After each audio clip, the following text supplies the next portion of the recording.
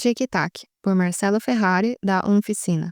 Existe na cultura humana uma ciência que estuda o comportamento espacial da realidade. Essa ciência se chama física. Porém, ainda não existe na cultura humana uma ciência que estude o comportamento temporal da realidade.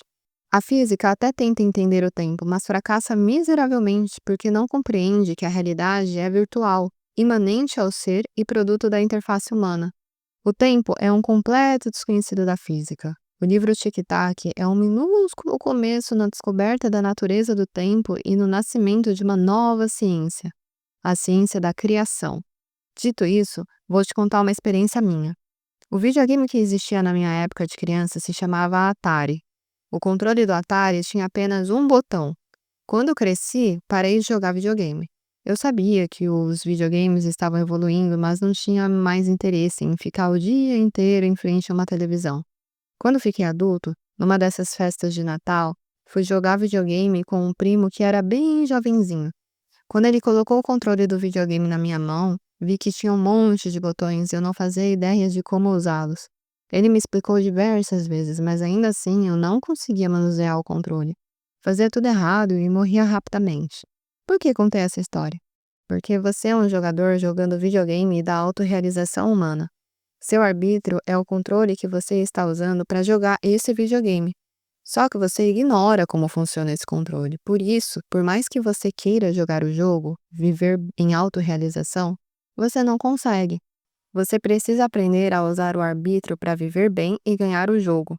O livro Tic-Tac também tem a finalidade de lhe ajudar a entender como funciona o arbítrio. Boa leitura e muitas eurecas. Ligando os pontos. Viver é escrever uma história ponto por ponto. Já entender é ligar os pontos. Por isso sua experiência humana não faz sentido para você ainda. Falta uma linha lógica para ligar os pontos. E cadê essa linha? Onde está? Não está em lugar nenhum. A linha que liga todos os pontos da sua história é você mesmo. Tudo que aconteceu, acontece e acontecerá com você e está ligado a você, em você e por você. Só que você está esquecido de si.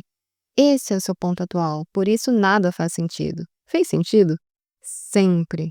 O que é isto que você está fazendo agora? O que é isto que você continuará fazendo a cada instante consecutivo? Você está experimentando sua história.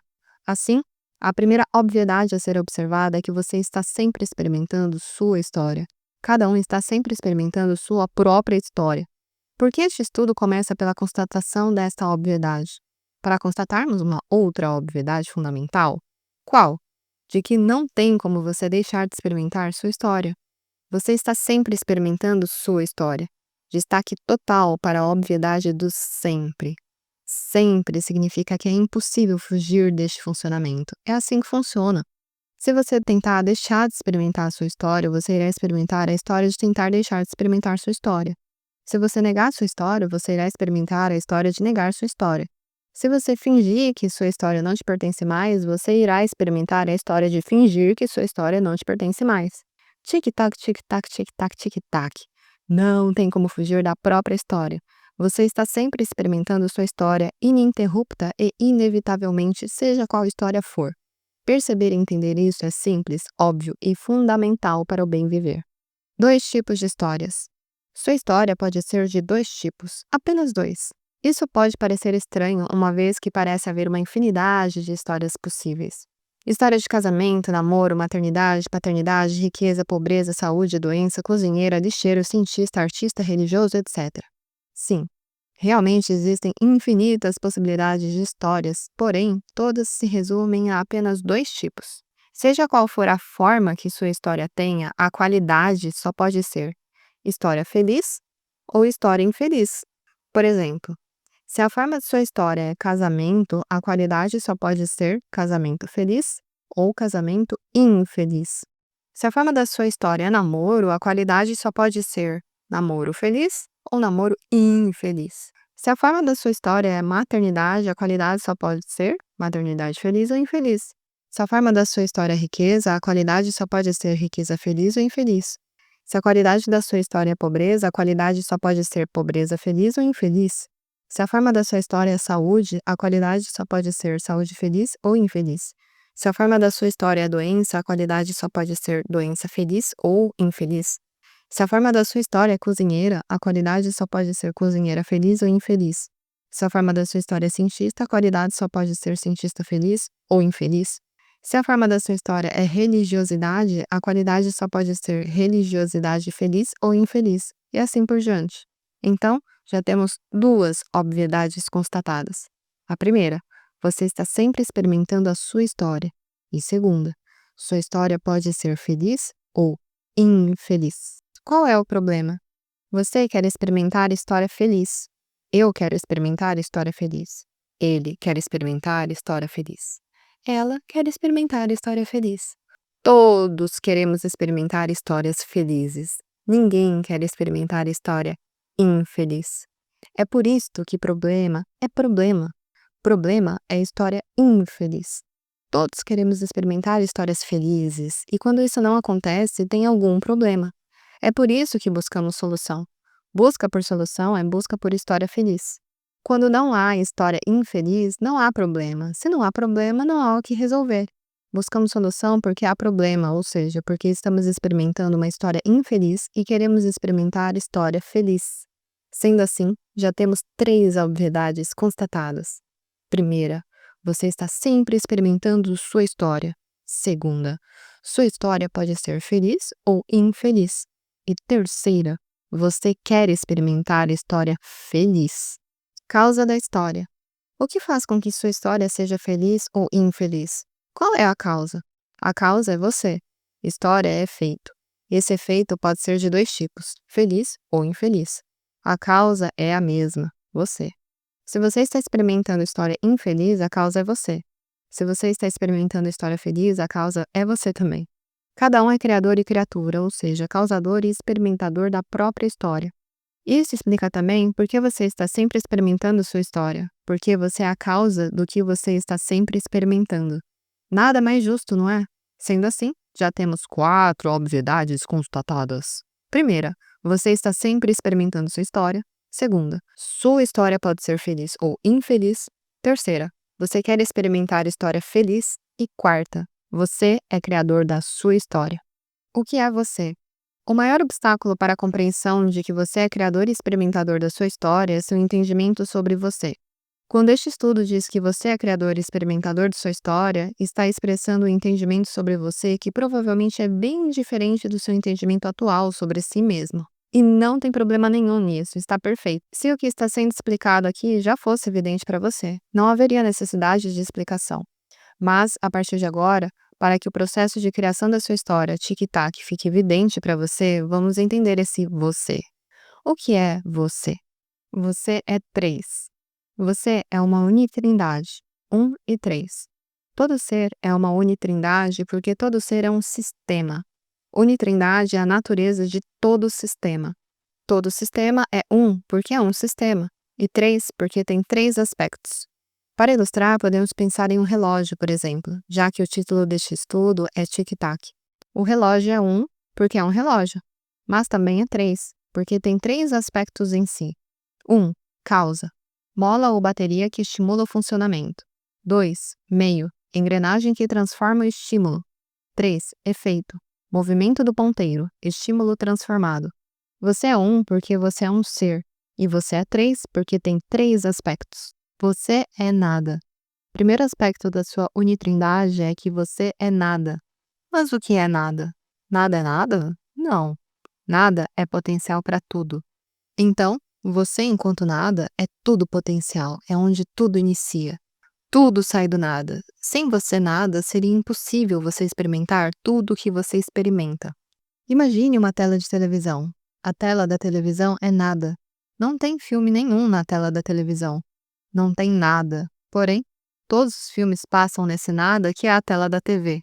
Assim, o primeiro aspecto da sua unitrindade é que você é nada, eterno início, potencial para todas as suas histórias. Todas as histórias que você já experimentou vieram de você nada. Todas as histórias que você pode vir a experimentar também virão de você nada. Você é nada. Você nada é você eterno início. Você nada é você potencial para tudo. Você nada é você causa da sua história. Você nada é você tique. Você é tudo. Você é nada e você é tudo também. E o que é tudo? Tudo é você realizado. Você nada é você eterno início. Você tudo é você eterno fim. Então, um ponto fundamental a ser observado é que você é eterno. E isso deve mudar bastante seu entendimento sobre início e fim e também sobre o que você é. Você é tudo. Você tudo é você eterno fim. Você tudo é você realizado. Você tudo é você feito. Você tudo é sua história. Você tudo é você tac. Você é tique e tac. Você é meio. Você é nada e você é tudo. Mas, sendo que você é três, o que falta para completar a sua unitrindade? Falta você meio. Entre você tique e você tac tem você meio. Entre você eterno início e você eterno fim tem você eterno meio. Para que você nada se transforme em você tudo, é preciso um transformador. Este transformador é você meio. Vamos ilustrar fazendo uma analogia com o seu computador e este texto. Você está recebendo os impulsos da internet para ler este texto. Mas, para os impulsos da internet se transformarem em texto, tem o computador. Não são apenas os impulsos que você está vendo na tela. Você está vendo os impulsos transformados em texto. O computador é o meio que está transformando os impulsos em texto. O mesmo ocorre com você e com sua história.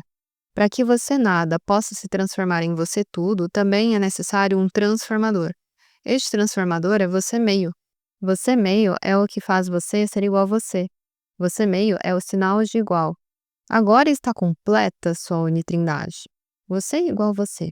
Primeiro você, segundo igual, terceiro você. Você nada é igual a você tudo. Você é eterno início igual a você eterno fim. Você tique igual a você tac. Você é eterno meio. Você meio é o que transforma você nada em você tudo. Você meio é você escritor da sua história. Você meio é você igual. Você sendo você. Tic-tac é você igual você. Só que tic-tac não é uma equivalência estática, é uma equivalência dinâmica. Tic-tac é você igual você, igual você, igual você. Então, tic-tac é você sendo você. Você é o relógio da sua história. Tic-tac é seu viver. Tic-tac é você brincando de eu sendo eu. Gênese é gerúndio. Você criando sua história é a tal da gênese. Gênese é você criando você. Gênese é você tique criando você tac. Criando é gerúndio. Então, é fundamental observar que gênese é gerúndio. Gênese é você criando você.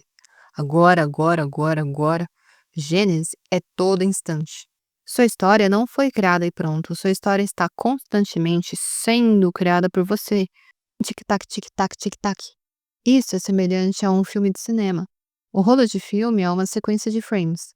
É esta sequência de frames no gerúndio, ou seja, sendo projetada, que produz a história, o filme. A gênese do filme é gerúndio também. Um filme em que a gênese fosse feita e pronto não seria um filme, seria uma fotografia. O mesmo com a sua história. Sem constante criação, não tem como ter constante experimentação. Você experimenta sua história como filme e não como fotografia, porque gênese é gerúndio, porque você está constantemente criando sua história. Sua história é você tic-taqueando. História humana. Você sendo você, sendo você, sendo você, tic-tac, tic-tac, tic-tac, é você criando sua história. Sua história é consequência. Primeiramente, vamos visualizar isso usando uma imagem de relógio. Mas sua história não é apenas criação consequencial. Sua história é criação consequencial humana. Então, você, sequencialmente e humanamente, é você produzindo sua história humana. Para visualizarmos isso, vamos trocar a imagem do relógio por um ser humaninho. Forma e forma. Você nada é sem forma. Você tudo é com forma. Você meio é o que transforma você nada em você tudo. Você meio é você forma. Sua história tem forma porque você meio está sempre transformando você nada em você tudo. O que dá forma à forma é a forma. Você meio é o que dá forma à sua história. Forma humana. A forma que você meio está usando para transformar você nada em você tudo é a mentalidade humana. Você meio é sua mentalidade humana. E a mentalidade humana também é unitrina. Então, você meio é uma unitrindade dentro de uma unitrindade. Vamos entender a unitrindade da mentalidade humana. Um dos três aspectos da sua mentalidade humana é a imaginação. O que é imaginar? Imaginar é produzir pensamentos. Outro aspecto é a razão. O que é raciocinar? Raciocinar é analisar pensamentos. O terceiro aspecto é o arbítrio. O que é arbitrar? Optar? Optar é realizar pensamentos. Então, entre o tique e o taque tem você meio, e em você meio tem este processo do arbítrio. Sendo que você meio é a mentalidade humana, podemos representar você meio como sendo o cérebro. Você imagina, analisa, decide e experimenta. A imagem a seguir é um exemplo disto. Livre para errar. Você meio é o que estabelece a equivalência entre você tique e você taque. Porém, a equivalência que você estabelece pode não ser equivalente, pois você executa o arbítrio. Você opta pelo que você julga ser equivalente. Você busca equivalência, porém você busca através do julgamento. E é aí que entra o ingrediente fundamental da brincadeira de tic-tac humano.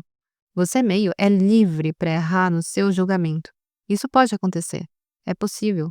Então, você pode optar por realizar uma história não equivalente.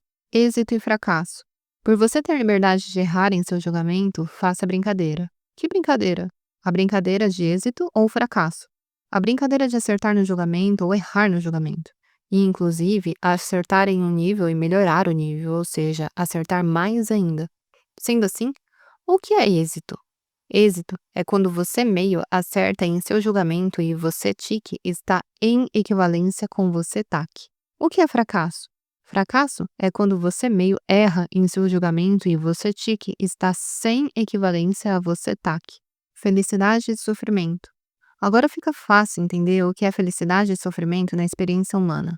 Felicidade é você taque, informando que você meio está obtendo êxito em produzir equivalência. Sofrimento é você taque, informando que você meio está fracassando em produzir equivalência. Revolução da consciência. Sua realidade é sua história, primeiro passo. Realidade é efeito, segundo passo. Terceiro passo, efeito é passado. E por que efeito é passado? Porque efeito vem depois da causa. A causa antecede o efeito. Por isso o efeito é passado. O que você está experimentando agora e sempre é sua realidade. Realidade é efeito. Então, o que você está experimentando agora e sempre não é o presente, é o passado. Quando você entende isto, quando isso se torna óbvio para você, quando isso se torna evidente, você revoluciona a sua mentalidade e sua experiência humana. Quando você acredita que a realidade que está experimentando é o presente, você está ignorando a causa da sua realidade. Uma vez que você ignora a causa, que é você mesmo, você acredita que é incapaz de alterar sua realidade. Efeito. A descoberta de que a realidade é passado desamarra as suas mãos, lhe devolvendo a consciência de escritor da sua própria história. Causa da própria história. Vida é passado. Colocando sua unitrindade em termos temporais, você potencial é o futuro. Porque tudo pode ser no futuro. Sua vida é o passado, potencial realizado. E você meio é o presente, onde se dá a transformação do futuro em passado. Sendo assim, o presente não está na vida. O presente está entre o futuro e entre o passado. O presente está no meio. O presente está no seu viver. Viver não está na vida. Viver é antes da vida. Viver antecede a vida, ou seja, é o viver que produz a vida e não a vida que produz o viver. Essa desinversão é a revolução da consciência. É seu viver que produz sua história e não sua história que produz seu viver. É seu viver que produz sua realidade e não sua realidade que produz seu viver. É seu viver que produz sua vida e não sua vida que produz seu viver. Sua história, sua realidade, sua vida é experimentado, é passado, é resultado do seu viver. Vida é passado. Não existe presente. Qual é o seu presente agora? Fez algo errado? Está feito, passado. Leite derramado? Está derramado, passado. Pé na bunda do namorado? Está chutado, passado. Crítica do amigo? Criticado está, passado. Êxtase transcendental? Extasiado estás, passado. Revelação da verdade absoluta? Está revelado, passado. Percebe? Não existe presente. Tudo que você experimenta é porque já aconteceu. Por isso é sábio aceitar o presente. Presente é passado. É impossível mudar o passado. O que você pode fazer, caso o seu presente esteja em desacordo com a sua vontade, é ajustar o relógio que está criando sua história. Você. Como? Praticando autociência e ficando ciente de qual é o desajuste. Viver é optar.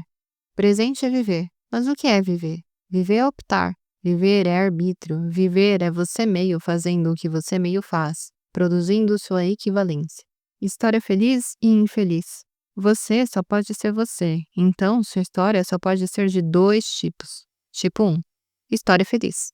Você só pode ser você. Você decide ser você. Você sendo feliz. Tipo 2, história infeliz. Você só pode ser você. Você decide não ser você. Você não sendo você sendo infeliz. Amanhã é nunca. Você não quer sair da cama, por isso aperta o soneca até o limite da demissão. Ficar na cama sonhando com a demissão é tudo o que mais quer, mas você não fica. Todo mundo faz o que não quer, queira ou não queira, e você não pode ser diferente. Todo mundo atravessa o dia se arrastando, queira ou não queira, e você não pode ser diferente.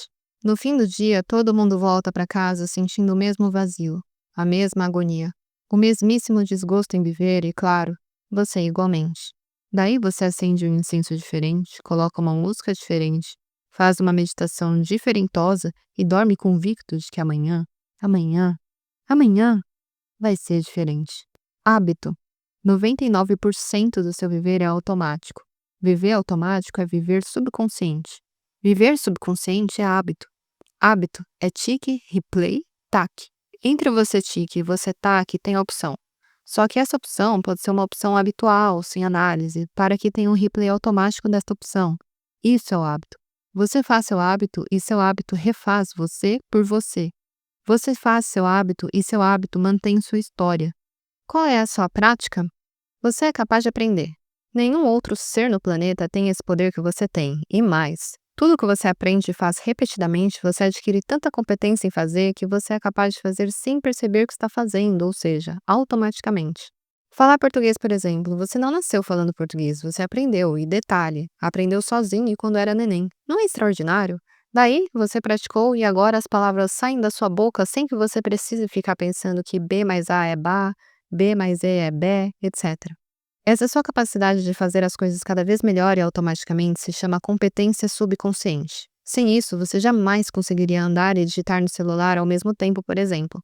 Mas você praticou andar até se tornar uma competência subconsciente. É por isso que atualmente você anda automaticamente.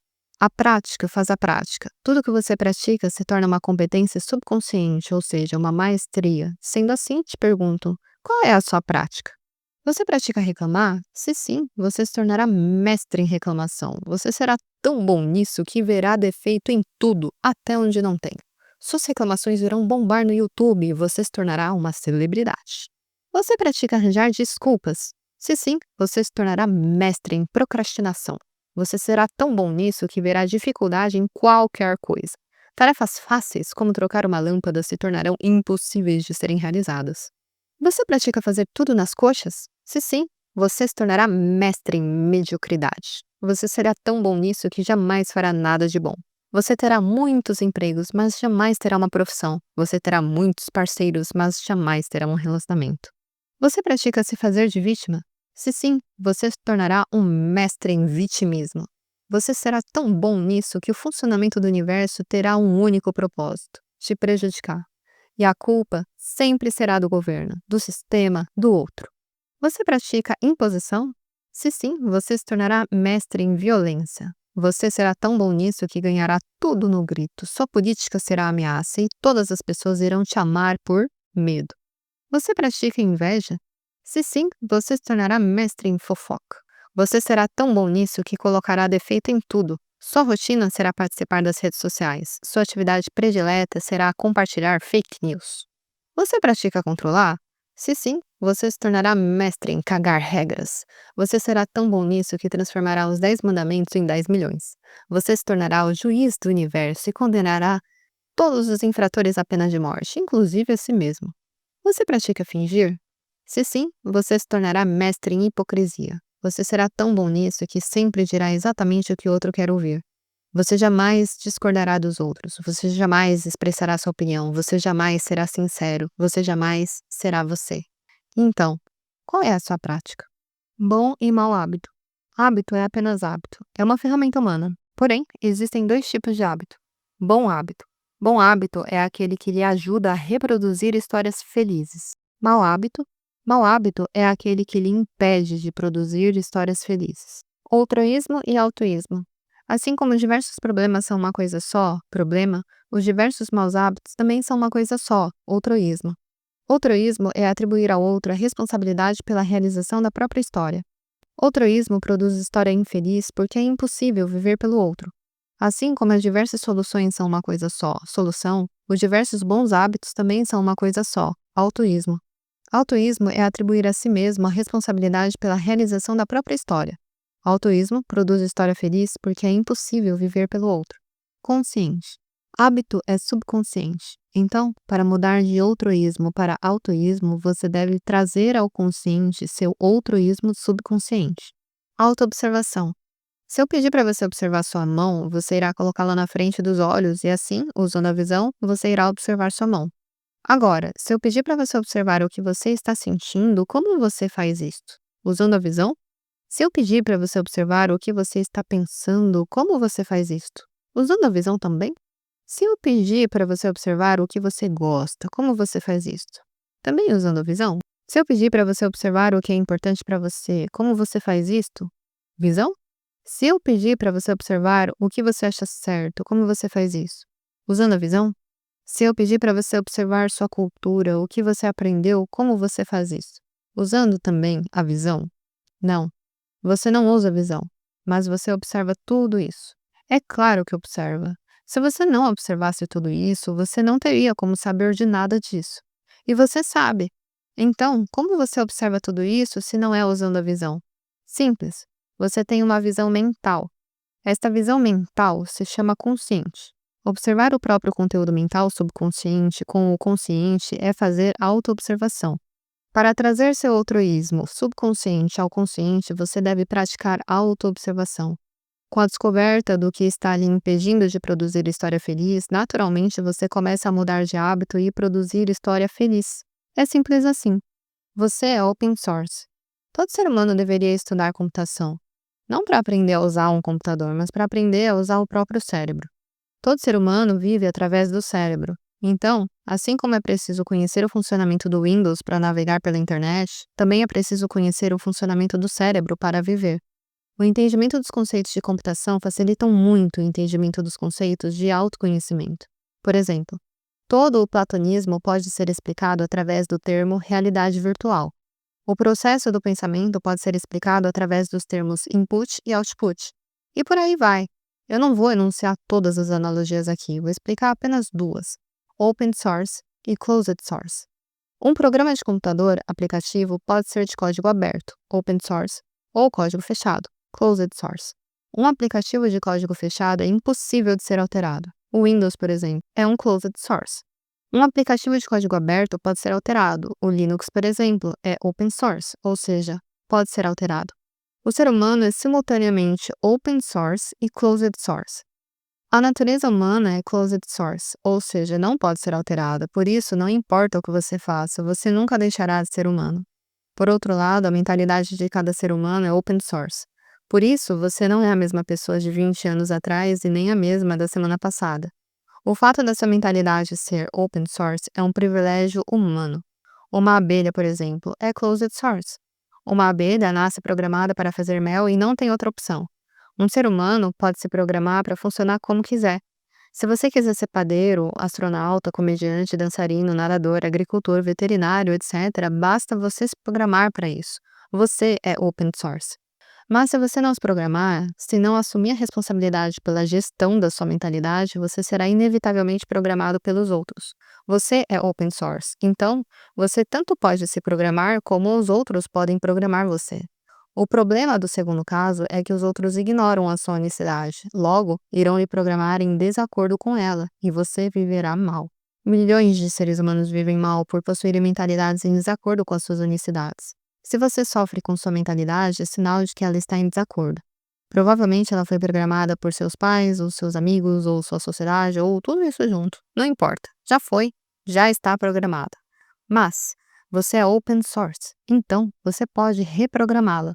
O primeiro passo é assumir essa responsabilidade. O segundo passo é ficar consciente do seu funcionamento mental, ou seja, praticar autoobservação para adquirir autoconhecimento. Por que minhoca caga terra? Por que minhoca caga terra? Minhoca caga terra porque come terra. Essa brincadeira infantil tem continuação, mas basta essa parte para você entender algo fundamental sobre seu funcionamento mental. Se minhoca comesse batata frita, cagaria batata frita. Se comesse cenoura, cagaria cenoura. Se comesse macarrão, cagaria macarrão, etc. Só que minhoca come terra, então caga terra, óbvio. O mesmo acontece com você. Seu subconsciente é uma minhoca que caga a realidade. Se você alimenta seu subconsciente com estímulos do tipo A, ele armazena memórias do tipo A, que produz hábitos do tipo A e caga a realidade do tipo A. Se você muda a alimentação do seu subconsciente para estímulos do tipo B, ele armazena memórias do tipo B, que produz hábitos do tipo B e caga a realidade do tipo B. Então, se deseja melhorar a qualidade da sua realidade, alimente melhor o seu subconsciente. Sofrimento programado. Seu subconsciente executa seu comportamento, mas não sofre com o resultado. Quem sofre é você. Sofrer é experimentar. Experimentar é saber. Quem sabe é você. Seu subconsciente é igual a um computador, apenas executa a programação sem saber do que se trata, sem saber se é certo ou errado, bem ou mal. Seu subconsciente não tem culpa do comportamento que está executando. Que culpa um computador tem de executar a programação para o qual foi programado? Culpa nenhuma. Está perfeito. Tudo o que você espera de um computador é que ele execute exatamente a programação. Seu subconsciente não faz errado, faz o programado. Então, se você não consegue sair do sofrimento e deseja sair, ao invés de empenhar seu esforço e tempo tentando mudar seu comportamento e fracassando, empenhe seu esforço e tempo reprogramando seu subconsciente e conseguindo. Matemática da maestria. Uma tartaruga, quando nasce, já sabe nadar. Um passarinho, quando nasce, já sabe voar. Uma abelha, quando nasce, já sabe fazer mel. Seres humanos, quando nascem, não sabem fazer nada. Absolutamente nada. Precisam aprender tudo. Essa é a grande vantagem de ser humano. Tudo pode ser aprendido, praticado e se tornar uma competência subconsciente, ou seja, uma maestria. Pense, por exemplo, em Ayrton Senna dirigindo um carro de Fórmula 1, Messi controlando a bola, João Gilberto tocando violão, Shakespeare escrevendo um texto, Picasso pintando um quadro. Todos esses grandes mestres adquiriram suas maestrias graças à capacidade humana de aprendizagem. Até aí, tudo lindo e maravilhoso. E se a história da aprendizagem humana terminasse aí, seria também uma maravilha. Mas a história continua. E pior, só ladeira abaixo. Essa mesma capacidade graciosa de aprendizagem é também a tragédia humana. Porque assim como você pode aprender e ficar mestre em fazer coisas inteligentes e maravilhosas, você pode igualmente aprender e ficar mestre em fazer coisas estúpidas e nocivas. Reclamar, por exemplo. Você não nasceu reclamando. Reclamar é um comportamento que você aprendeu, desenvolveu e se tornou uma maestria. Chegou um momento em que você ficou tão competente em reclamar que reclamar se tornou natural, como respirar. É uma maestria, mas é uma maestria nociva, pois reclamar não lhe ajuda, só lhe atrapalha. Se você é vitimista, reclamão, ou intolerante, ou medroso, ou mentiroso, ou vaidoso, ou invejoso, ou caga-regra, etc., nada disso é inato. Todos esses seus comportamentos são frutos de aprendizagem e repetição. A matemática da maestria é simples. Maior a repetição, maior a competência. E não importa se a competência adquirida te ajuda ou te prejudica. Uma vez instalada, funciona dia e noite na máxima potência, mesmo que você não queira, pois funciona subconscientemente. Muito bem. Primeiro dei a boa notícia, depois a má notícia. Agora vamos à terceira notícia. Assim como você consegue desenvolver uma maestria, você também pode eliminá-la. O caminho da eliminação é o mesmo: aprendizagem e repetição. Aprenda um novo comportamento e o repita toda vez no lugar do antigo. Por exemplo, se você é intolerante e quer se tornar tolerante, toda vez que estiver prestes a dar play na intolerância, mude de opção e pratique a tolerância. Com a repetição, você irá deletando a maestria indesejada e instalando a maestria desejada. Repetir, repetir, repetir. Aluno que estuda um segundo idioma não se lembra do processo que passou na infância para aprender o primeiro, e então surge no aluno a crença equivocada de que a aprendizagem é um processo sem processo. Grande erro. Para aprender um segundo idioma, o aluno deve passar pelo mesmo processo de aprendizagem que passou para aprender o primeiro. Só que tem uma coisa no processo de aprendizagem do segundo idioma que também teve no primeiro, mas que o aluno esquece e não está interessado em lembrar. O quê? Repetição. Infinitas horas de repetição. Tediosas horas de repetição. o saco explodindo de não aguentar mais repetir a mesma palavra, a mesma estrutura gramatical, o mesmo som, o mesmo vocabulário, o mesmo. Já vi alunos chorando sangue, se descabelando, fazendo promessa, implorando de joelhos, oferecendo pagar o dobro, o triplo, o que fosse preciso para aprender um segundo idioma sem precisar passar pelo processo de aprendizagem. A maioria esmagadora desiste. Alguns voltam depois, mas desistem novamente. E voltam de novo e desistem novamente. E ficam assim, rodando em círculos na estaca zero. Mas também já vi o milagre da aprendizagem acontecendo com alunos teimosos, que pagam o preço da aquisição de uma nova competência, que suportam e sobrevivem ao tedioso processo de repetição. Talento não é suficiente. Talento facilita, mas não substitui o processo de aquisição da nova competência. E pior, talento que não é exercitado apodrece. Vejo pessoas com talentos apodrecidos o tempo todo. Pessoas que teimam em perpetuar o apodrecimento por não pagarem o preço do desenvolvimento de uma competência, a repetição. Dói desenvolver uma nova competência.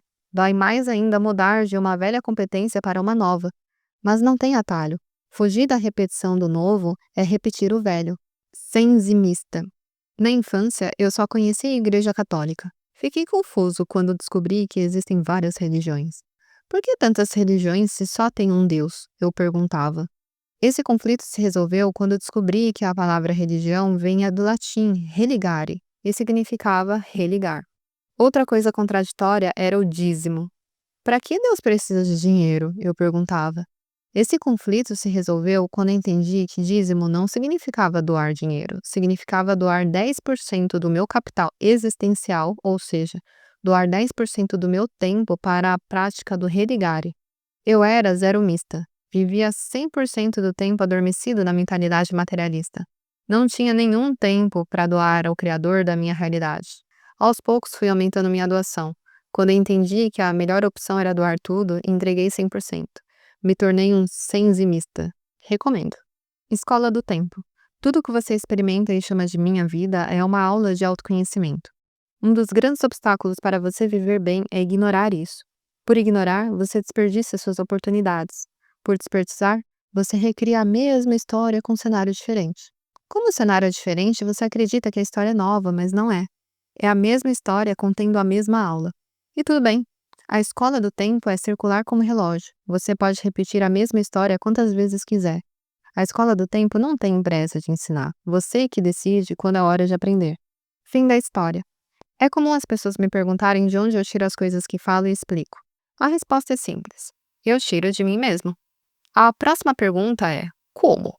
E a resposta também é simples: me observando, uai. É a autoobservação que deixa evidente para mim as coisas que digo e explico. A autoobservação é a solução. Com a autoobservação, tudo se esclarece e com esclarecimento, tudo se resolve. A única prática necessária para viver uma história feliz é a autoobservação.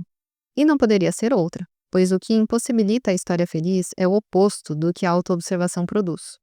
A autoobservação produz lucidez, clareza, consciência desperta, que resulta em bem viver. O oposto da clareza, o oposto do entendimento, o oposto da consciência desperta é a ignorância. E como adquirimos clareza? Através da prática da autoobservação. Conforme você for praticando a autoobservação, tudo isso que foi dito nesse livro vai deixando de ser apenas uma informação, uma ideia, e vai se tornando evidente. Então, tudo que é necessário para o bem viver, para criar história feliz, é praticar autoobservação. Com consciência, tudo se resolve. Sem consciência, tudo se complica. Boa prática. Votos de história feliz para você.